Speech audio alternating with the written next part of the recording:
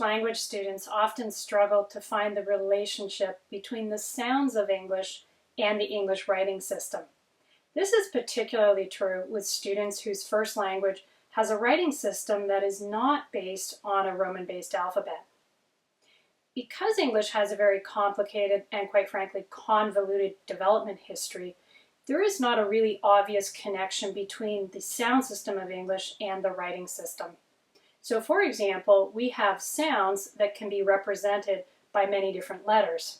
We also have letters that can represent more than one sound. Phonics is a system for teaching the sound-symbol correspondence that does exist in English.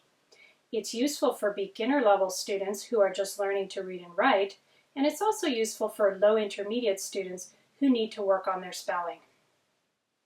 We start the session by taking a look at the concept of sound-symbol correspondence. This simply means the way in which different sounds are represented by different symbols in a language's writing system. We then take a look at what phonics is. And we delve more deeply into phonics by looking at letter and sound combinations, and then the teaching sequence that we should use when we're using phonics. We'll take a look at some general guidelines for using phonics to teach both reading and spelling. And finally, we'll take you through some activities to help you use phonics to teach your students reading and spelling. Let's get started.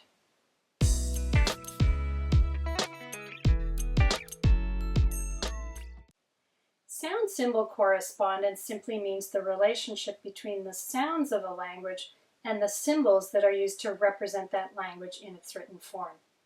Any language that has, first of all, a written form, and then that has an alphabet that is somehow based upon representing the sounds of the language has this sound-symbol correspondence. And for some languages, the sound-symbol correspondence is really tight. That means there's a direct relationship between the sounds and the symbols. For other languages, however, when there's been a lot of language change and a lot of influx of new words into the language, the sound-symbol correspondence is not quite as direct. And this is the situation with English. When we look at sound-symbol correspondence, we first of all have to look at the sounds of the language.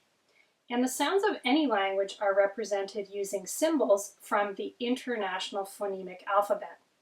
So the International Phonemic Alphabet for English has all of these symbols that represent the sounds that are used in the English language. An International Phonemic Alphabet for a different language would actually have a different set of symbols. Then we need to look at the letters that the alphabet of the language uses to represent those sounds. And in English, this is the English alphabet. As we've stated, the sound-symbol correspondence for English is not always as direct as we might like it to be. So, our International Phonemic Alphabet for English does not directly match our alphabet system. Because the sound-symbol correspondence in English is not as direct as we might want it to be, we can have situations where we have a sound that is represented by different letters or different combinations of letters. And we can have the opposite. We can have a letter that might represent several different sounds. We've given you some examples of this on your handout in Activity 1. So if we take the vowel sound E, we can actually represent it in writing in at least two different ways. We can use the letters EA, as in the word clean, and we can use EE, as in the word seen. For the vowel sound A, we can represent it with AI, as in the word plane, A, as in the other word plane, P-L-A-N-E, and AY, as in play. For the vowel sound I, we can use the letter I, as in climb, we can use EI, as in height, Y, as in shy, and IE, as in pie. Here are some consonant sound examples. For the sound F, or F, we can use the letter F, as in fire, we can use PH, as in phone, and we can use GH, as in tough. For the sound K, we can use the letters CK, as in back, K, as in kite, and C, as in cat. And for the sound sh, we can use the letters SH, as in shine, S, as in sugar, SS, as in discussion, and TI as in portion. We often hear our students complain about the English writing system, and particularly the spelling system, because there is not this direct sound symbol correspondence. And there's all these exceptions and irregularities that students always comment on. However, that said, there are patterns to the sound symbol correspondence in English. And if we can teach these patterns to our students and make them aware of them, then having students learn to read and write becomes a much easier task. So there are patterns in our sound symbol correspondence. We just need to learn them and make our students aware of them so that they can take on the task of reading and writing in English.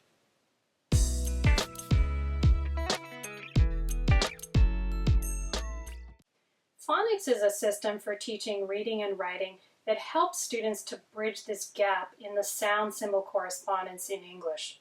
And phonics is used with both native speakers and non-native speakers of English. So with phonics, we teach our students the patterns of sound symbol correspondence.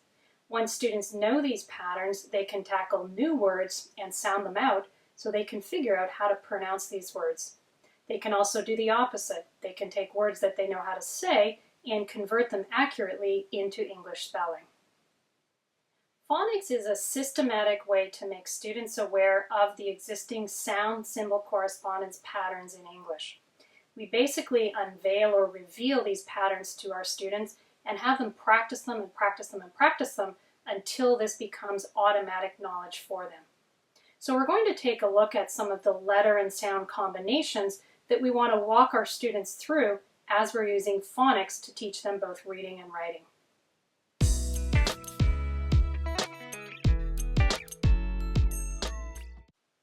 We start phonics by simply making students aware of the alphabet, so the writing system in English, and of the sounds that are most commonly associated with each of those alphabet letters. Once we've done that, we can then move on to working with them in different combinations. So the first combination that we want to work with our students on are vowel consonant combinations. And when students see these vowel consonant combinations, they can automatically know the sounds that go with those particular combinations. So on your handout, we've given you some commonly used or commonly appearing combinations of vowels and consonants. Let's take a look at them. So we've got the combination of AG as in bag. So we would work our students through gag, wag, lag, tag, nag, and rag.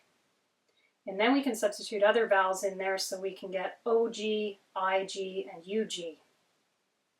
Then we've got OT as in hot. So students learn to recognize lot, got, rot, caught, jot, dot, pot. Then we can substitute in other vowels in the same T combination, so we can go AT, IT, and UT.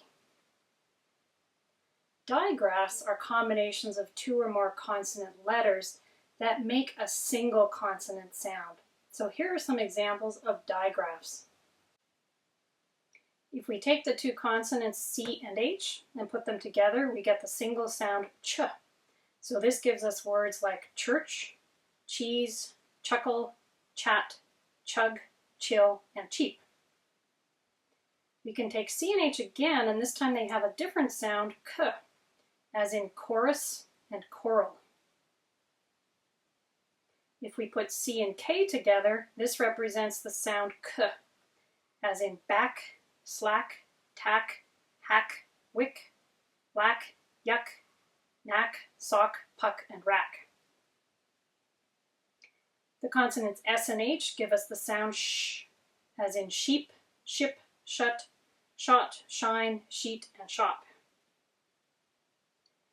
The letters T and H can give us th, as in three, think, thing, thought, through, and thin. TH can give us another one, th, as in the, this, those, that, and then. WH together can give us w, as in why, when, what, where, wine, and white. KN together can give us as in knife, night, no, and not.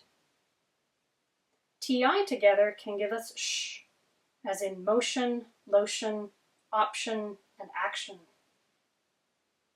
CI together can also give us sh, as in facial, crucial, and special.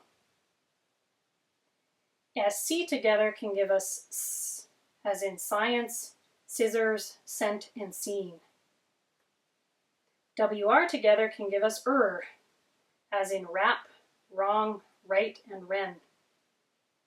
PH together gives us F, as in phone, phrase, photo, philosophy, pheasant. GHT can give us T, as in night, right, might, and light. Double letters can also be classified as digraphs, so double L, double T, and double D give us ul, t, and d respectively. Blends are combinations of consonant letters, so two or more letters, that make two or more consonant sounds. But these sounds co-occur very frequently in English, so it's really worthwhile to teach our students these blends because then they'll recognize them very rapidly. There are three main kinds of blends in the English language. There are S blends, R blends, and L blends. Let's take a look at some of these examples. Here are some R blends. TR as in train, THR as in three, GR as in green, BR as in bright, PR as in pray, CR as in cry, and FR as in fry. Here are some examples of S blends.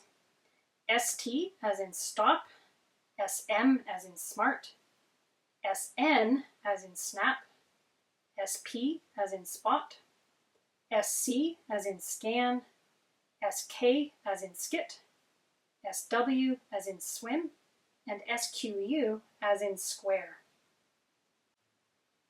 Here are some examples of L blends. BL as in block and table, CL as in clock and uncle, DDL as in riddle, FL as in fly and trifle, GL as in glad, GGL as in gaggle, SL as in slap, PL as in play, PPL as in ripple, and TTL as in little.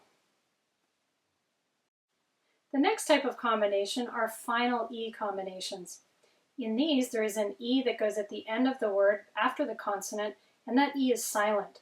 And the job of the E is to make the preceding vowel longer. So let's take a look at some of these final E combinations. So we have A consonant E, as in game, cape, and pain. We have E consonant E, as in theme, recede, and mirror. We have I consonant E, as in time, wise, and mile. We have O consonant E, as in home and pole. And we have an interesting exception here. We have come, as in C-O-M-E, but the O there doesn't become long, so it stays as a shorter sound. So it doesn't fit this O consonant E pattern. And then we have U consonant E, as in use, tube, and mute. Long vowels and diphthongs, which if you recall are two vowel sounds with one sliding into the other, represent a spelling challenge for students because there are many different letter combinations that we can use to represent these longer vowel sounds and these diphthongs. Let's take a look at some of these commonly used letter combinations. For the sound E, we can do EE as in seen, EA as in beam, EI as in receive, and IE as in field. For we can do IR as in bird, ER as in perk, OR as in work, UR as in murky, and EA as in herd. For the sound OO, we can do OO as in moon, and UE as in clue.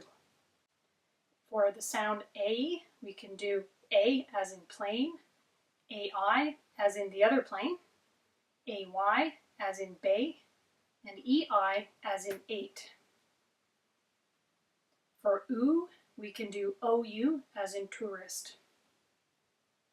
And for I, we can use I as in climb, Y as in my, IE as in pie, and EI as in height. For ow, we can use OW as in cow, and OU as in out. For O, we can use OA as in boat, and O as in home. And for oi, we can use OI as in point, and OY as in toy.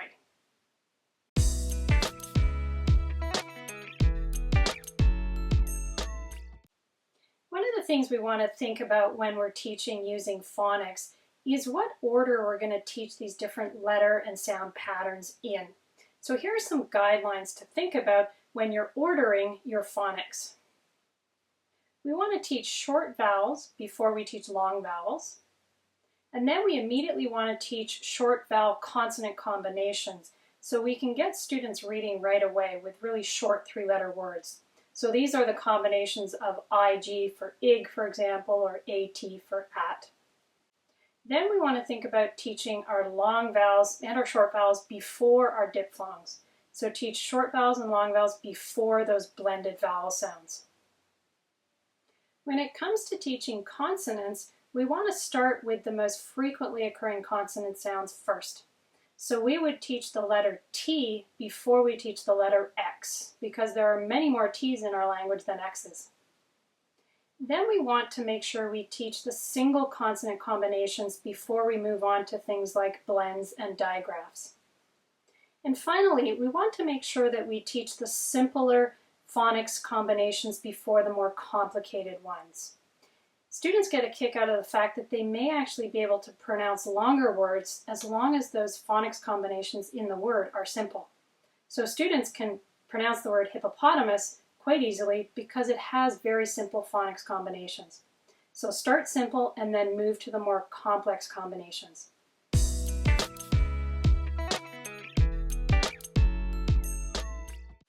Here are a few more things to think about as you're planning your phonics activities and lessons. And these are in addition to the sequencing that we just talked about. First of all, keep your activities short and fast-paced.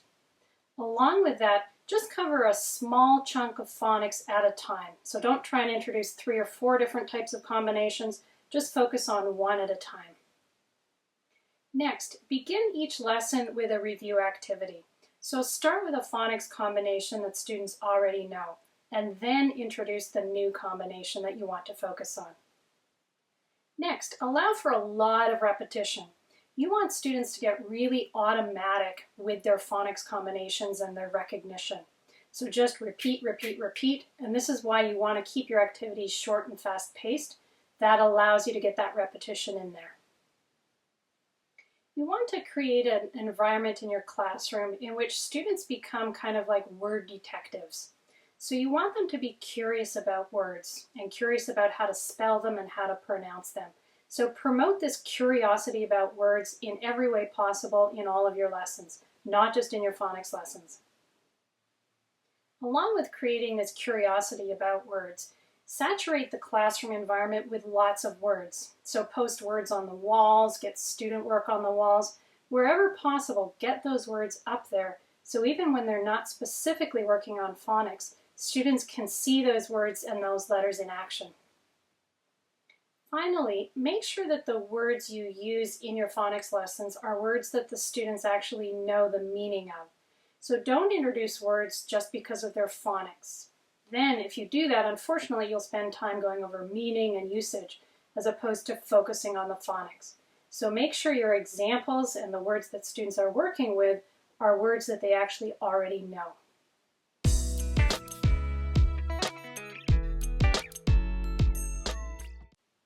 There are many activities that you can use with your students to teach them to read and write using phonics. All you have to do is Google teaching activities phonics and you'll bring up pages and pages of choices. I'm just going to take you through some of our favorites. The first activity is called sound matching. As the teacher, you say a word that starts with a particular sound. Students then have to say different words that start with the same sound. So for example, if I say the word table, The next student might say the word top, and another student might say teach, and so on. You can do the same activity, but students have to use the same middle sound of the word or the same ending sound of the word. And you can even get into rhyming if you want. They have to say a word that rhymes with what you said. So there's lots of variations on the sound matching activity. The next activity is called sound isolation. You give the students 3 words, and they have to identify the sound that is the same in each of those 3 words. And they have to practice saying just that sound. So they're identifying and then isolating a single sound from the word sets. The next activity is called Which Object Doesn't Belong? Bring in a tray of objects and show this tray to the students. Students have to look at the objects and decide which object does not belong with the group based upon the first letter or the first sound of each word. So for example, if you bring in a tray and there's a little toy pig and a pen and what other word starts with P? A pickle, for example. And there's also a teddy bear on there. So students have to identify that the teddy bear is the one that doesn't belong. We can focus on words that make use of rhyme, alliteration, and assonance. Rhyming is when the last few sounds of a word match the last few sounds of the previous word or another word in the sentence. So for example, cat and hat rhyme. Alliteration is when the first sounds of words match. So for example, 6 snakes snap. Those all have alliterations because they all start with s. Finally, assonance is when the middle sounds of words match. So for example, leaf and green. We can put rhyme, alliteration, and assonance together in different sentences and have students practice them. Then they get repeated work on these particular sounds. Another great activity is called the odd man out. We give students groups of words, and they have to decide for each group which word does not belong. There are a few different ways that we can make a word not belong. So it can be a word that doesn't rhyme. It can be a word that starts with a different letter. It can be a word that ends with a different letter. Or it can be a word that has a different sound in the middle. And we can mix it up to make it more challenging for our students. Oral blending is a type of activity in which students practice sounding out words using their phonics knowledge. They can sound out words in one of 3 ways. First, they can sound out words by syllable. So for example, they can sound out table as ta-ble, the 2 syllables. Next, they can sound out words by onset and rhyme. So for example, the word pan, they would go p-an. Finally, students can sound out a word phoneme by phoneme. So for example, with the word sat, they can go s-a-t, sat. Phonemic manipulation activities are those in which students change one sound in a word in order to make new words. And there are a few different ways they can do this. In initial sound substitution, students replace the first sound in a word with another sound. So for example, in the word mat, you give them s and they create sat. Final sound substitution has students replace the last sound in a word. So they take the word mat, you give them p, and they create map. Vowel substitution has students replace the middle vowel sound in a word. So for example, with the word map, you give them ah, and they create mop. Syllable deletion has students take out an entire syllable. So we have students take the word habit and not say ha, and they get bit. Initial sound deletion has students take out the s in the word sun, for example. So instead of saying sun, they just say un. Obviously, un is not a word, but it's just good sound isolation practice. We can have students do final sound deletion, where they say a word, for example, hit, without the T, and so they just say hi. Once again, it's not a real word, but it helps them isolate the sound. We can have students split up a phoneme blend in the initial position. So for example, students say step without the s, so they just say tep. And we can have students change the final phoneme blend. Instead of saying best, they just take out the t and they say bess. And we can have them do a second phoneme blend, so they can take the word frog, leave out the and just say fog. Phonemic manipulation activities are really good to get students working on sound isolation. It helps students understand how the words are put together with the different phonemes and then the letters that represent those sounds. Phonics or word wheels are really good tools to use with students so that they can understand how they can generate many words just by knowing a few letter and sound combinations. So here's an example of a word wheel. Students turn the wheel, and as they turn the wheel, they can see the different words that get generated when the different sounds and letter combinations change. A final activity to use with students that's a lot of fun is called nonsense words. Have students create and then practice saying nonsense words. Nonsense words are words that have legitimate sound and letter combinations for the English language, but they're actually not English words. So for example, the word frun, FR is a legitimate combination, UN is a legitimate combination, but together frun is not an English word.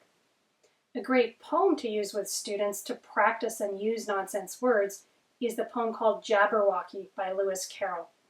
Using this poem can help you see how fun nonsense words can be and how much nonsense words help students practice their phonics.